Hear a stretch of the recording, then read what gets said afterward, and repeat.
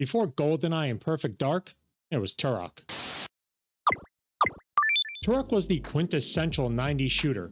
It was fast-paced, hectic action filled with a variety of weapons and enemies in wide-open levels. Levels filled with secrets that you needed to find to progress the game, meaning you would end up circle strafing and bunny hopping your way through each level multiple times. Not just to find new weapons and more ammo, but Turok had a weird level structure. You start off in a hub world, and to unlock other levels, you need to find keys that are scattered throughout the other levels, making exploration of these sprawling worlds an absolute necessity. But let's start with the story. You are Tal Set, a Native American warrior who is the latest in line to receive the title of Turok, chosen to protect the barrier dividing our world from the Lost Land, a timeless world filled with dinosaurs and aliens and robots. You have to stop the campaigner from collecting pieces of the Chronoscepter, a weapon strong enough to destroy the world. And I learned all that from reading the wiki, because the game has no interest in telling you anything. I was in a conversation the other day where someone was asking if anyone actually really cared about instruction booklets back in the day. But you have to understand,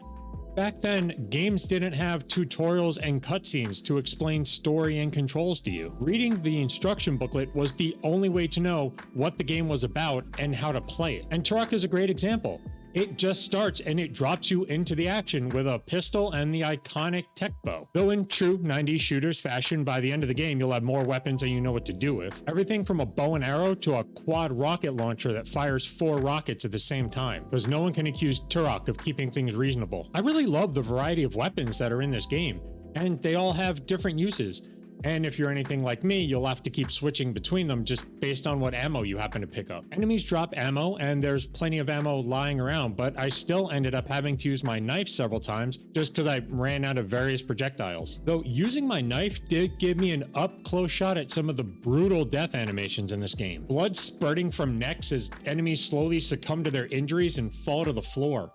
Kind of surprised Nintendo even allowed this. But you're gonna need all those weapons because Turok enemy types are just as varied. Bugs are easier to kill with a knife because they're hard to hit with a bullet, and for the dinosaurs, you're best just pulling out your biggest weapon and circle strafing them to death. All in massive 3D environments, beautifully rendered in all their 16-bit graphic glory. Turok was the game that was designed to show off what the N64 could do. It was one of the first true 3D first-person shooters on a console, with full 3D environments and enemies. And being that it was the only shooter on the N64 at the time, it had little competition and sold over 1.5 million copies. It even went on to spawn sequels that didn't do as well.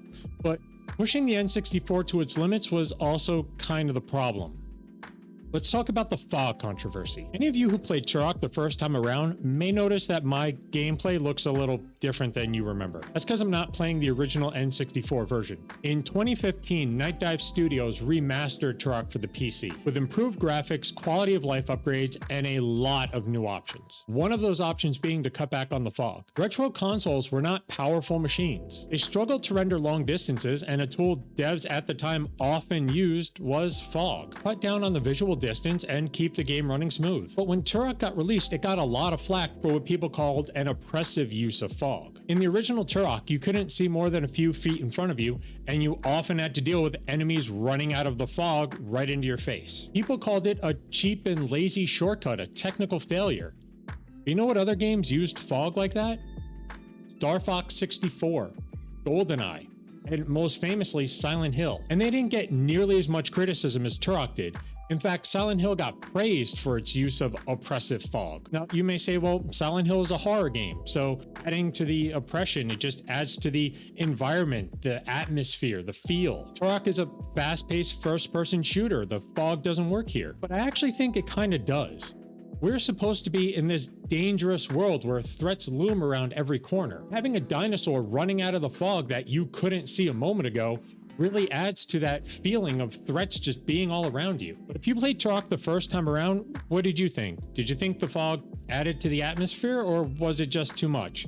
Tell me in the comments down below. Because when I played, I turned the fog off and it really cuts down on the tension of the gameplay when you can see enemies and pick them off at a distance. The other thing removing the fog did was let you see a lot more of the environment. The original version often had you jumping onto platforms you couldn't see or could barely see. Platforming in a retro shooter where you can't see your feet is never fun, and Turok was no exception. And while cutting back did make it a little less painful, it's still a horrible game mechanic. But revealing more of the environment also revealed more secrets. And just like a true 90s shooter, Turok was full of secrets. Obscure caves and underwater tunnels that are full of enemies, ammo, new weapons, and level keys. Which means you'll often have to replay levels. The first time just running and gunning your way through to get the lay of the land and assess the threat level. Then another slow and methodical playthrough to find every hidden item and to unlock every level. Because in Turok, you need keys to unlock levels. Turok had a hub world based structure.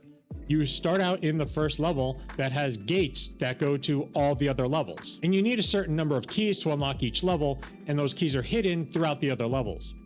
And I do mean hidden. You're not going to just stumble across all the keys just by playing through the game normally. You will certainly have to replay levels just so you can play the later levels. Not that I really minded them stretching the gameplay out. Turok is a classic for a reason. It was a pioneer of 3D console shooters. Frantic shooter action with plenty of weapons, enemies, and wide open sandboxes to play in, with lots to find and lots of reasons to play over and over. If you never did play the original, I would suggest picking up the remake just because it has a lot more customization and you can tailor the game to fit how you want to play. So I'm sure there are some purists who think you should play the game the way the devs intended.